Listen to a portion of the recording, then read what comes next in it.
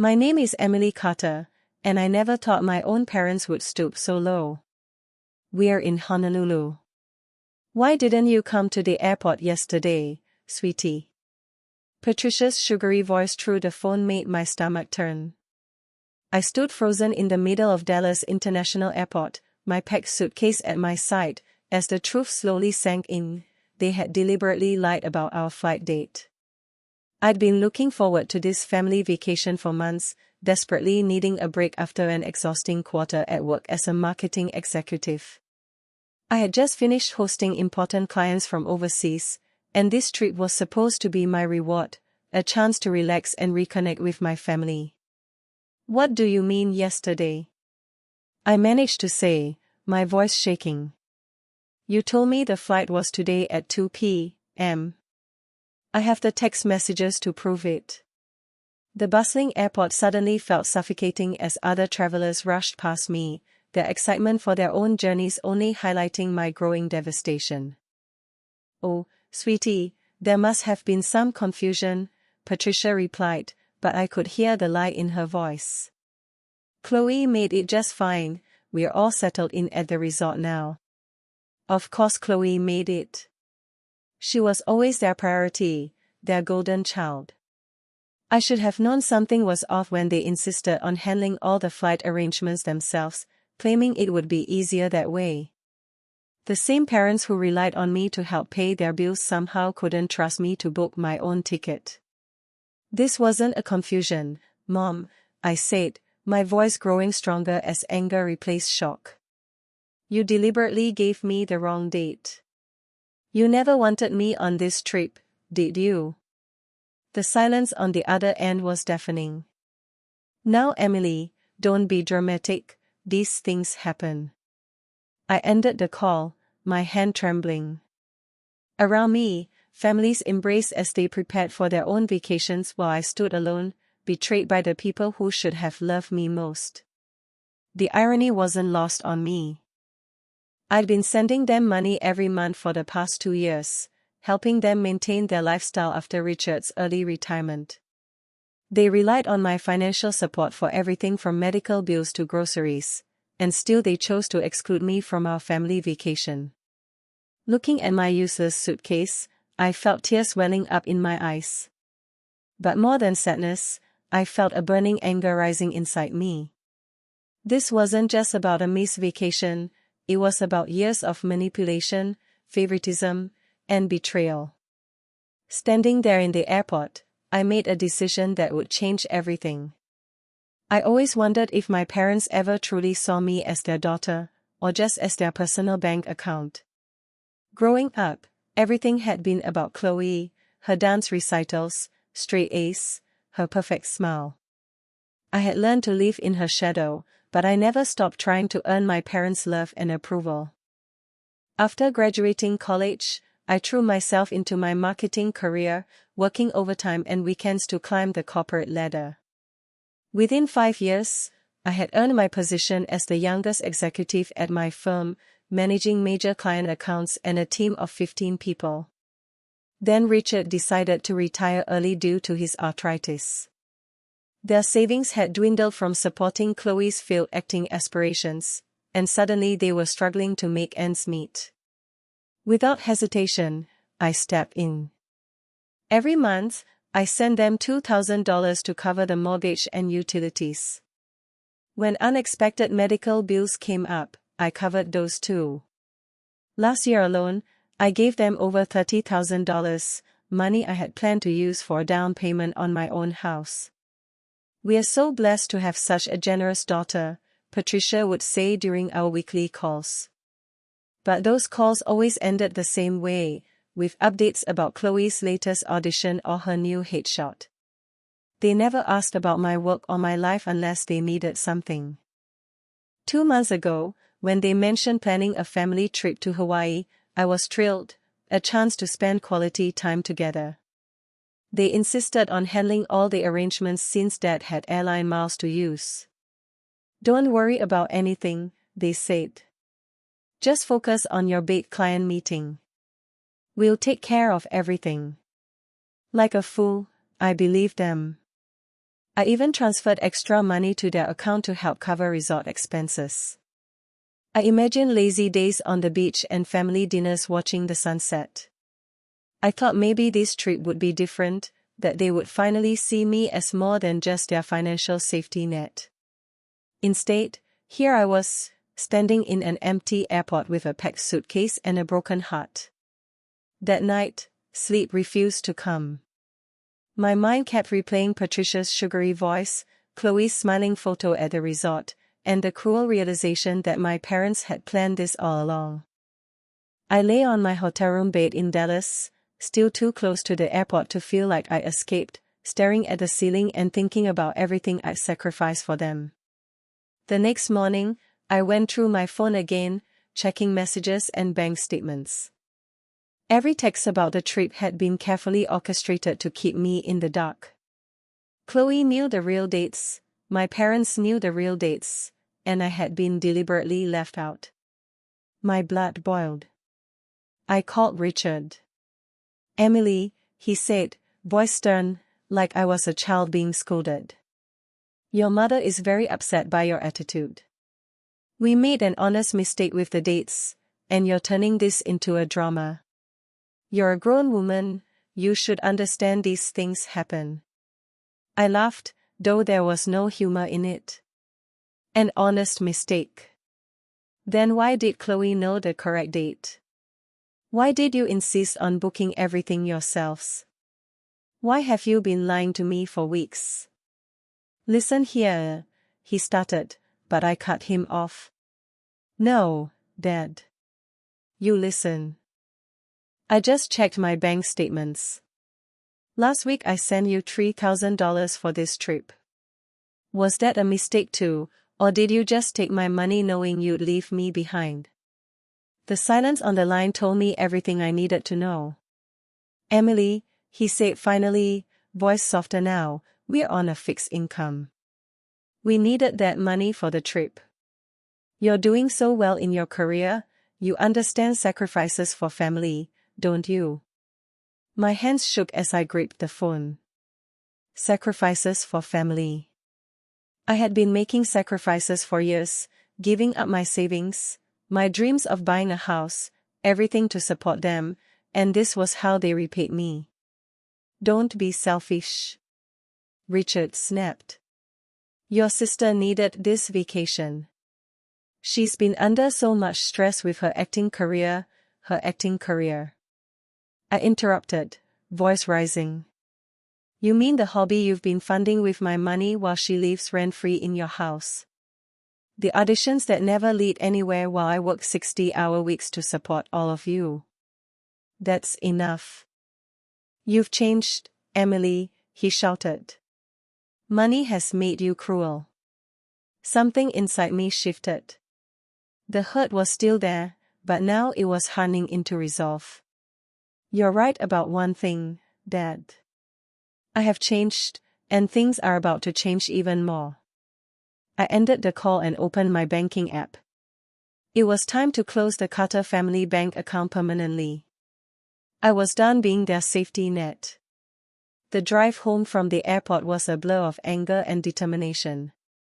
That evening, I started documenting everything, screenshots of text messages, bank transfers, a detailed spreadsheet of every penny I had sent over the past 2 years.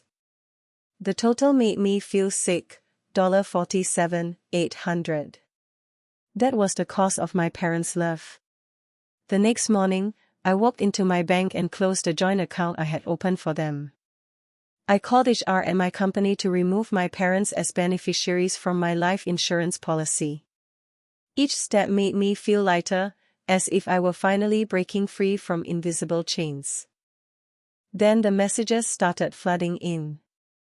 First came the guilt trips from Patricia. "I can't sleep knowing you're upset. This is tearing our family apart. How could you be so heartless?" Chloe joined in, "Oh my God, you're being so dramatic. It was just a miscommunication. Mom's crying every day because of you." But it was Richard's message that revealed their true colors. "We raised you better than this. After everything we've done for you, This is how you repay us. Your mother needs her medication refilled this week. Don't you dare abandon your responsibilities to this family. I stared at my phone, amazed by their audacity. Responsibilities. What about their responsibility to treat me with basic respect? I drafted a firm email. Dear Mom, Dad, and Chloe, the Hawaii incident was not a miscommunication. It was a deliberate choice to exclude me while taking my money. This ends now. Effective immediately, I'm cutting off all financial support. Do not contact me about money again. I need time and space to reevaluate our relationship. Thanks, Emily. Within minutes, my phone exploded with calls and texts. Patricia left sobbing voicemails. Chloe sent angry messages. Richard's texts grew increasingly threatening. I blocked them all. That evening, sitting alone in my apartment, I felt a strange calm. For the first time, the fog of manipulation was lifting, and I realized I had finally taken control. 2 weeks after sending that email, I discovered something that made the Hawaii incident look trivial.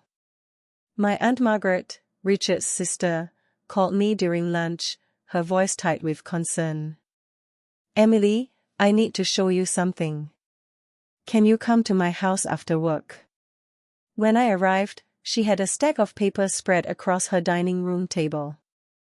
Bank statements, loan applications, credit card bills, they painted a disturbing picture. My parents hadn't just been using my money for basic expenses, they had been living far beyond their means, counting on my support to fund their extravagant lifestyle. Look at this, Margaret pointed to a credit card statement. They took out a new card in your name 3 months ago. Have you checked your credit report recently?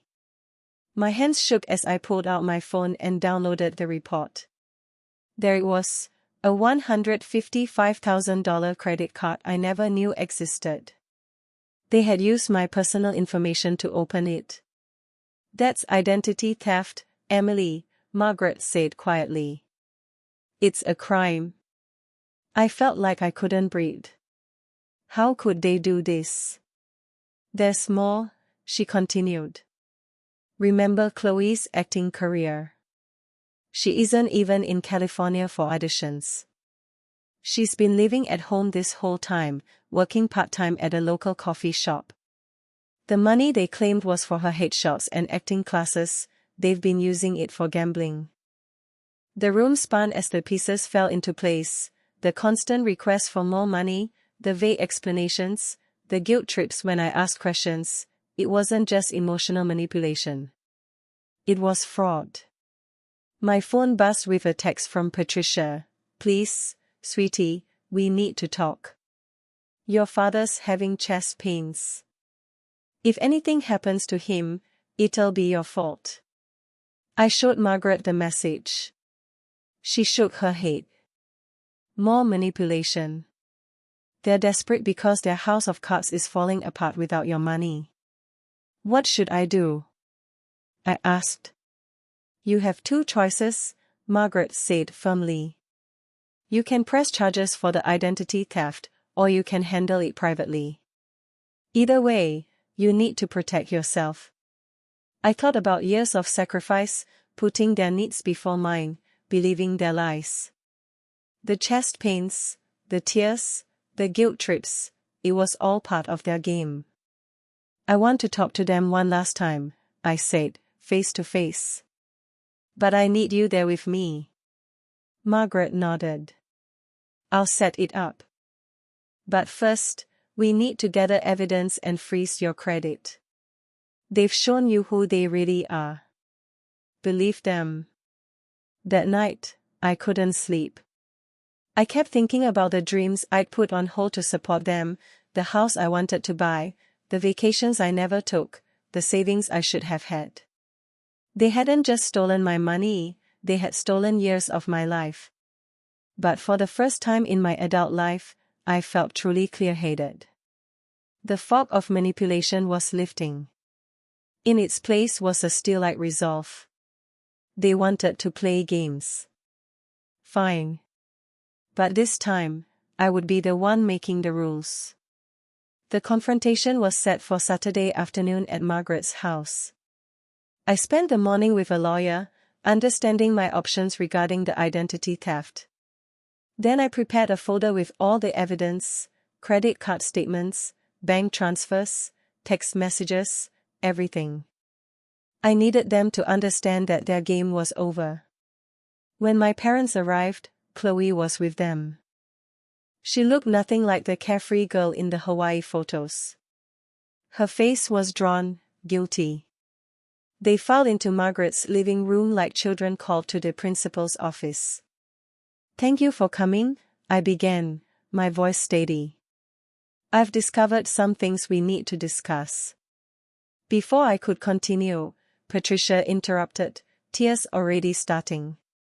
"Before you say anything, you need to know." "No," I cut her off. "I'm talking now."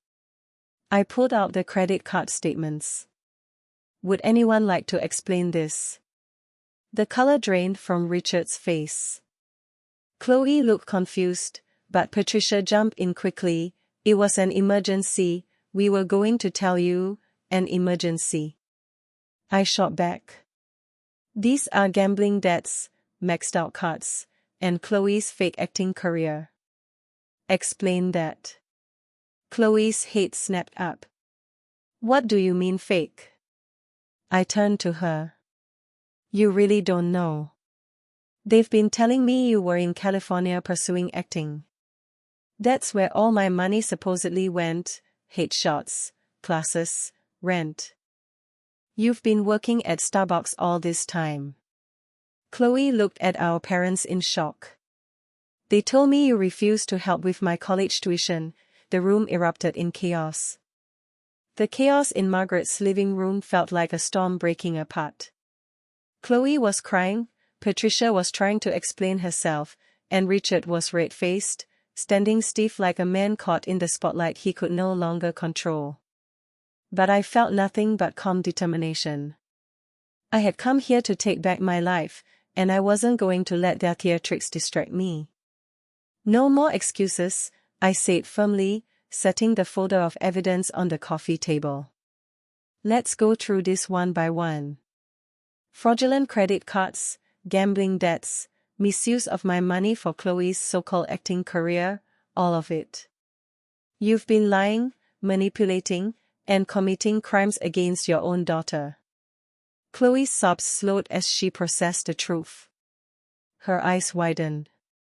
"Wait, all this time, they weren't being honest." "Not honest," I said, voice rising with controlled anger. "They've been building a house of lies on top of my generosity for years." Richard stepped forward, chest puffed, trying to assert some control. "Emily, you're being unreasonable. We did what we had to do." "You don't understand." "I understand perfectly," I interrupted. "I've sacrificed years of my life, put my dreams on hold, and funded your reckless lifestyle. And this is how you repay me." Patricia tried a tearful intervention. "Sweetie, we just wanted what's best for the family. You can't possibly see how hard this has been for us." "No more guilt trips, Mom," I said, shaking my head. "I've endured them for years. I'm done." At that moment, Margaret stepped forward, placing a hand on my shoulder. "Emily, stay calm. Remember, you have the evidence. You are in control here." I nodded, feeling a surge of clarity. Their power over me, the emotional, financial, and psychological control, was gone. I was no longer their ATM or punching bag. I pulled out my final piece of evidence, documents proving the identity theft. "Richard, Patricia, you've committed a federal crime by using my personal information to open a credit card in my name. I have two options: press charges or handle this privately. You decide your fate, but the consequences are real." The color drained from Richard's face, and Patricia's tears froze as the weight of reality settled in. Chloe sat quietly, finally realizing the depth of her parents' deception. For a moment, the room was silent except for my steady breathing. Then Patricia tried one last manipulative tactic. "Emily, your father's having chest pains. If anything happens to him, it'll be your fault." I almost faltered, but then I saw it, the calculation behind her face, not panic. This was their last attempt to control me, and I refused to fall for it. "No," I said firmly. "No more manipulation.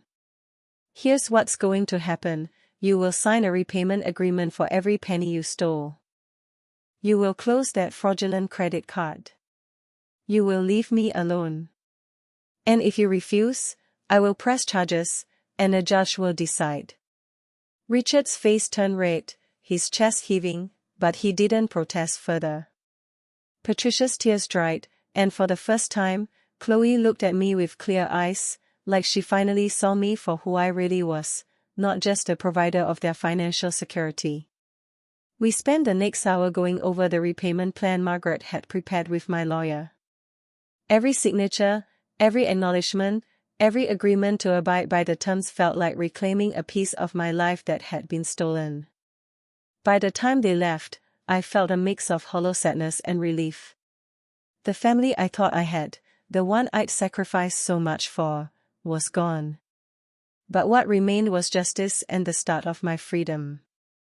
In the following weeks, the repayment plan worked. Most of their retirement income went to reimburse me. They were forced to downsize their lifestyle, sell their possessions, and move into a small apartment. Chloe moved in temporarily with Margaret while figuring out her next steps. One evening, she called me, her voice small and uncertain. I had no idea what they were doing all these years.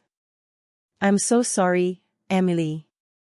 Her apology was a start, but it couldn't erase the damage. Still, it was a glimmer of hope for some kind of rebuilding, even if the family I once knew was gone. At work, I refocused my energy. The time I had spent managing my parents' chaos was now invested in building my own life. Promotions came. Projects succeeded. Dreams I had put on hold began to move forward. For the first time, I understood, sometimes the happiest endings don't involve forgiveness or reconciliation, they involve walking away and choosing yourself. By the time the dust settled from the confrontation at Margaret's house, I felt a weight lift off my shoulders. For years, my parents had controlled me with lies, guilt, and financial manipulation. Now, with the repayment agreement in place, I finally had space to breathe. I booked a trip to Hawaii, but this time it was just for me. No Chloe, no Patricia, no Richard. Just me, my suitcase, and the long-awaited freedom to enjoy life on my own terms. There was a delicious irony in it. They had tried to exclude me from a family vacation, and instead, they had given me the opportunity to reclaim my own joy. The days leading up to my flight were filled with preparation. I organized my work schedule so I could fully unplug, double-checked my hotel and flight details, and treated myself to a small shopping spree. It felt strange to indulge in something purely for myself, after years of prioritizing everyone else. On the morning of the flight, I woke early, savoring the quiet in my apartment. The sun was just rising, casting warm light across my living room. I smiled at the thought of beaches, waves, and sunsets waiting for me in Maui. No guilt, no interruptions, just me reclaiming what had been denied. The flight itself was liberating. I watched the clouds drift below me and thought about everything that had led me to this moment. From the empty airport in Dallas to the confrontation at Margaret's house, to finally cutting my parents out of my financial life, it had been a whirlwind of anger, heartbreak, and determination. But now, as the plane soared toward Hawaii, I felt calm, strong, and alive. Arriving in Maui, I was greeted by warm tropical air and the gentle sound of waves breaking on the shore. I checked into the resort and took a long walk along the beach. The sand was soft beneath my feet, the ocean sparkling in brilliant shades of blue. I breathed in the salt air and felt it fill my lungs with freedom, not guilt. That evening, I watched the sun set over the Pacific. Oranges, pinks, and purples painted the sky, reflecting in the water below. For a moment, I allowed myself to reflect on everything, the years of sacrifice, the heartbreak, and the courage it had taken to stand up to my family. I realized that this trip wasn't just a vacation, it was a celebration of reclaiming my life. Messages from Margaret kept me updated on the aftermath back home. She told me that my parents were slowly adjusting to their downsized lifestyle and that Chloe had started taking responsibility for herself, including enrolling in community college. Every update reminded me that the repayment plan wasn't just financial, it was a reconstruction of boundaries and accountability. During the trip, I allowed myself moments of pure joy, snorkeling in crystal clear waters, reading on the beach, exploring local markets, and enjoying meals without worrying about anyone else's needs or opinions. For the first time in years, my life felt like my own. Late one evening, sitting on my balcony with a drink in hand, I reflected on what had happened. My parents had tried to manipulate me, exclude me, and steal from me, but instead, they had inadvertently empowered me. The freedom, the clarity, the ability to make choices for myself, those were things money could never buy. As I watched the stars emerge over Maui, I made a silent promise: never again would I allow anyone to control my happiness, my finances, or my future. This trip was proof that even after betrayal, loss, and heartbreak, it was possible to reclaim control and choose yourself. For the first time, I felt truly independent and truly free. Back home from Hawaii, I felt a sense of clarity I had never known before. The sun-soaked beaches and endless horizons had given me more than relaxation, they had given me perspective. For the first time in my adult life, I realized that my happiness didn't depend on my parents' approval, and their manipulations no longer had power over me. Work became my sanctuary. I poured my energy into projects I had once juggled alongside the emotional and financial chaos at home. My promotions, my team's successes, and my growing confidence reminded me that I had built a life on merit, not obligation. Every client meeting, every presentation, every decision I made for my career was a celebration of the boundaries I had finally set. Meanwhile, the repayment plan was working exactly as Margaret had promised. Each month, a check arrived from my parents, covering part of the money they had stolen. It wasn't about remorse, they were not sorry, but the consequences ensured compliance. Patricia tried to send me messages through multiple email accounts, complaining about ramen noodles and luxury lifestyles, but I ignored them. Their attempts at guilt no longer had any power. Chloe began reaching out, cautiously, through Margaret. "Emily," she said in one of our early conversations after the confrontation, "I didn't realize. I had no idea what was happening. I'm sorry for believing them over you for so long." Her apology was small, tentative, but it mattered. I didn't expect us to become close overnight, but it felt like the first glimmer of a genuine connection, one not dictated by manipulation or favoritism. I made it clear that trust had to be rebuilt slowly, if at all, and she accepted that. The more I focused on my own life, the more I realized how much of it I had neglected. Dreams of owning a home, traveling, and investing in my own future had been sidelined for my parents' convenience. I began house hunting in earnest, setting aside savings that had once gone to bills and indulgences that weren't mine to fund. Evenings became a time for reflection, journaling, and planning. I allowed myself small luxuries, a quiet dinner, a movie night, or a weekend getaway. Each one was a reminder that my life belonged to me, not to the people who had tried to exploit it. One afternoon, I received a text from Margaret. They're finally moving out of the house this weekend. Chloe is asking if you'd like to have coffee when you're free. I smiled at the message. I replied, I'm open to it. Not because I owed anyone anything, but because I wanted to redefine relationships on my terms. The months that followed were transformative. Every payment from the repayment plan reinforced accountability. The apartment my parents had moved into was modest, a sharp contrast to the lifestyle they had tried to maintain using my money.